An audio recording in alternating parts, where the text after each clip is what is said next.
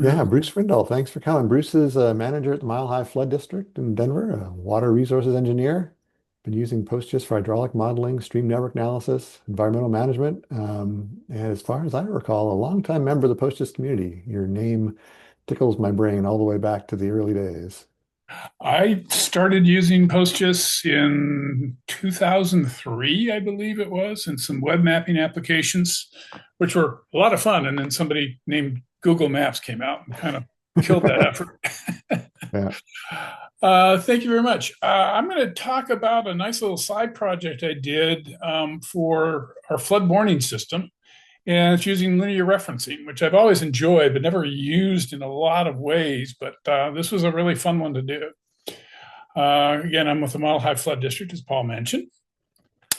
And our district uses a lot of models, hydrology, we call them H&H, hydrology and hydraulics, to estimate the flood potential. So how much does it rain? How does that translate to stream systems and floodplains? That's what you typically see as a floodplain says, oh, this is a 100-year floodplain. That's the results of that. But we also can use them for daily forecasts. And we wanted to use something that would be very easily viewed on a map to take a look at. Because this is the kind of infrastructure we're looking at. You have this nice bike path and a stream, as you can see, meandering through that. You notice the bridge near the top. But when you get a severe rainstorm, these features have to double as a large flood conveyance structure.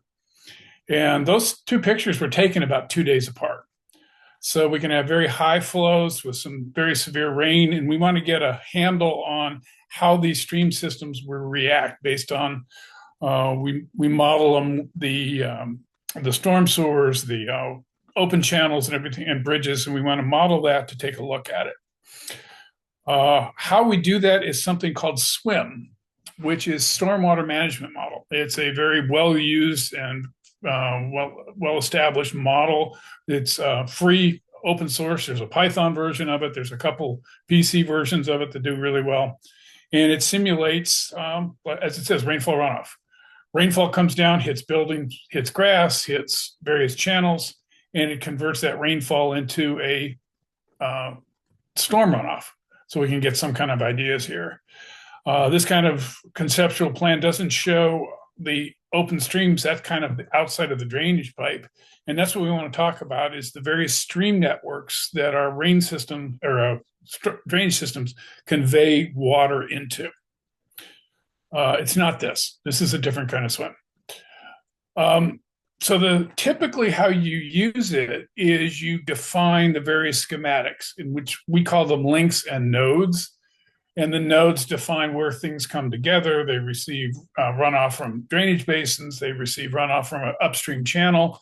And this is typically how it works, but it's kind of hard to follow it, especially when you're trying to look at a map and see exactly what's going on.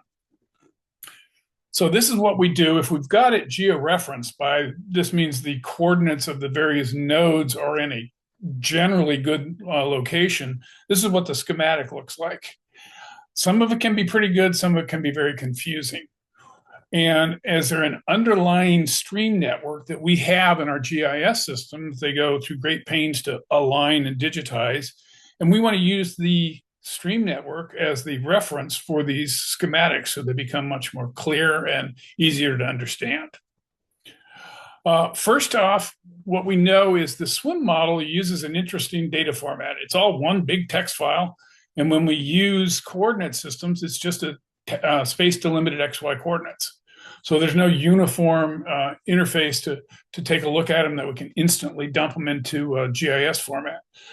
But what we can do is just do a copy paste. And copy paste into Excel works very, very well. I had to use Excel because Brian, our Mr. Excel person, didn't use one this year, so I have to do it this time. And what you can see here is you have the node ID, the X and Y coordinate systems from the SWIM input file. And then in red, I have an additional column that I add. And that is our stream code, our notation of this node is on stream 440.40. And that's how we tie it into that. Here's the hard part. That's why it's in red. You kind of have to look and see of all the schematics and what they're talking about, which ones are on the stream. When they're on the stream, you tell it which one it is. So you put that as a text field. Also, you have to identify maybe a tributary. You put it on the tributary so it all lines up pretty well.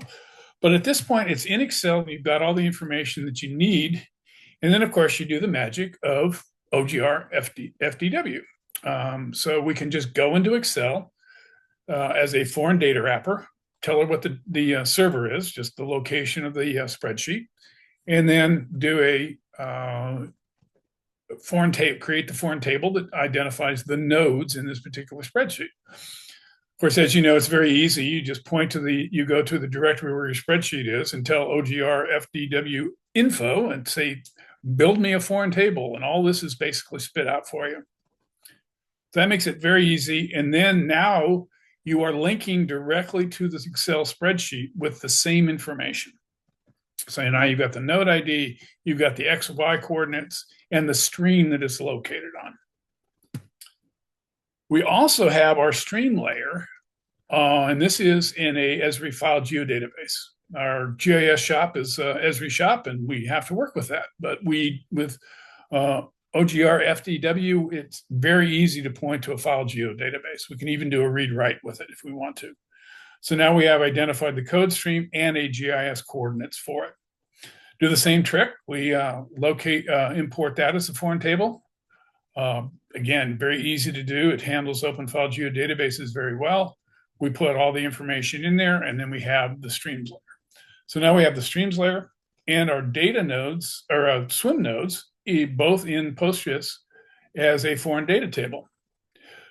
Well, the first thing we want to do is we want to snap the XY location to the nearest location across the stream. So we want to put it right on the nose of where it is.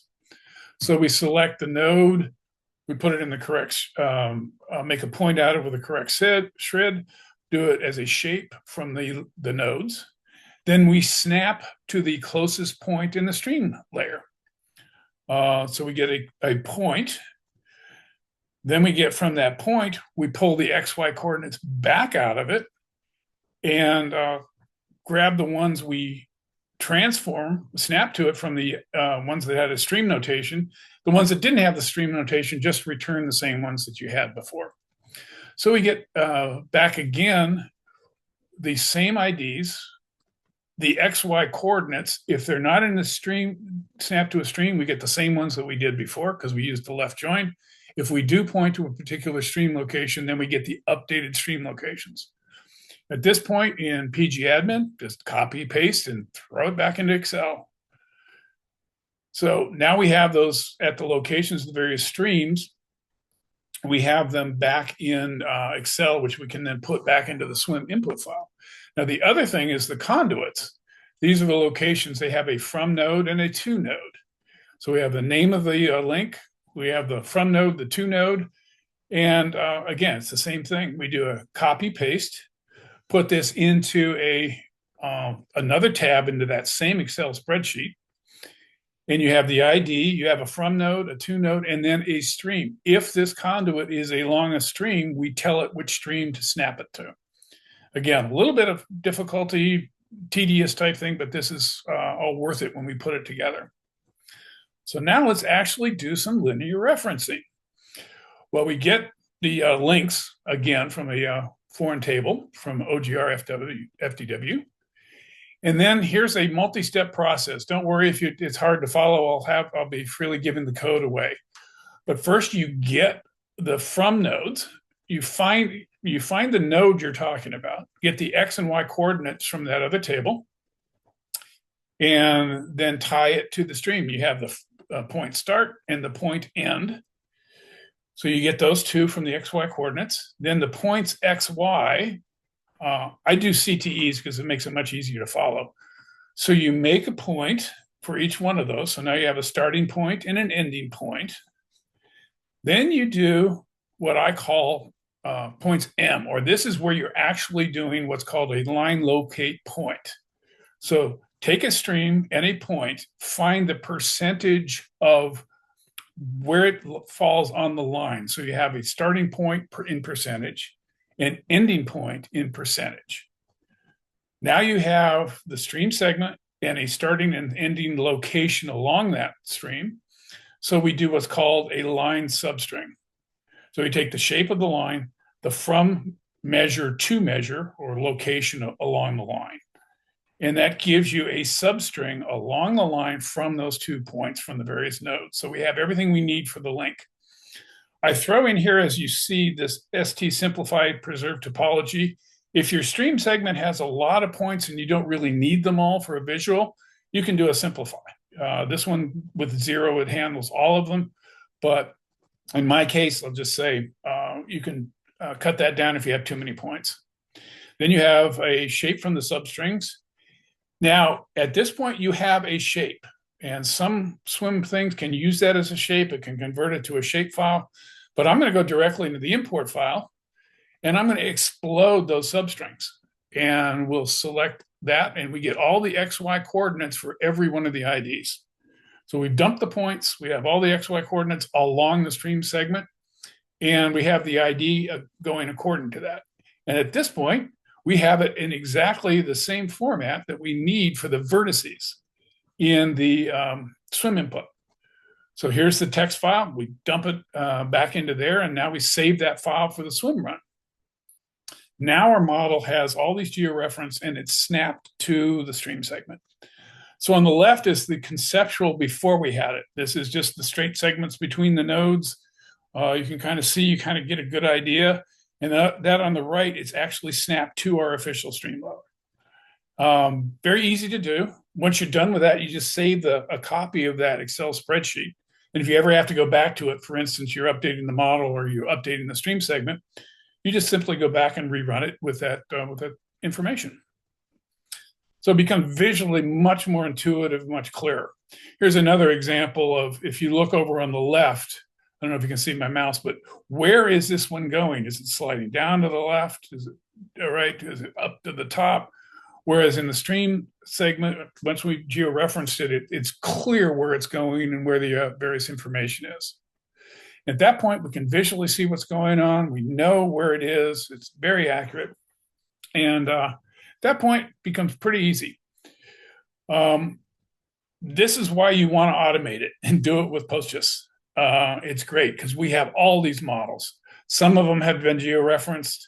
Some of them have not. In the upper left-hand corner, you can see one that's very, very rough and conceptual, as a schematic. Others toward the right, we have a much more detailed model that we can take a look at. From that, we can easily put this in a web application. So we can say, okay, today we are forecasting at this location a flow of 840 some CFS. Then we can take a look at how much that happens, when it's forecast, when we ran it, everything that we can just do a pop-up menu from that, because we have that, all those attributes in GeoJSON from this accurate depiction of the stream. And the fun thing is, no Postgres tables were harmed during this application. No Postgres tables were used in this. Everything's done. We pull it from Excel and we pull it from an Esri GeoDatabase through OGR FDW and just do the queries against those foreign tables, get the results back in pgadmin or any other result, and put it back into the input files that we take a look at. If you want to find out more about linear referencing, there's the great where all this information and all the examples are used. It's a great little link to the introduction to PostGIS, and it's on the workshops net. Still there, still a great resource to do it. So that was our mission. This is our mission statement, and we use all sorts of GIS data, including PostGIS, to do a much clearer, more easy to understand location of where we're talking about for our various models and our various flood threats. So with that, I'll take any questions and go from there. Thank you very much for your time and your allowing me to present on this. Well, thanks for coming, Bruce. That was a beautiful little talk. I assume it makes the cartography a lot more pleasant and the opportunity to make prettier UIs a lot more practical. People Right. really get bent out of shape when the lines don't line up. Is there any reason you chose to go through Excel or? It was just easy because with the text delimited space delimited text file, it just copy and paste went in there so much easier. Mhm. And then the other thing was, as we found out, to copy back into Excel, save. Then we copy from that, go in and do the text delimited files. Sometimes PGAdmin or sometimes PostGIS puts the double quotes around text fields, and that was a problem for us in the admin. So it's just a simple, easy way to do it. Yeah, awesome. I don't see any other questions, and I don't believe I have a question. Okay. Well, thank you very much again. Thank you. Appreciate it.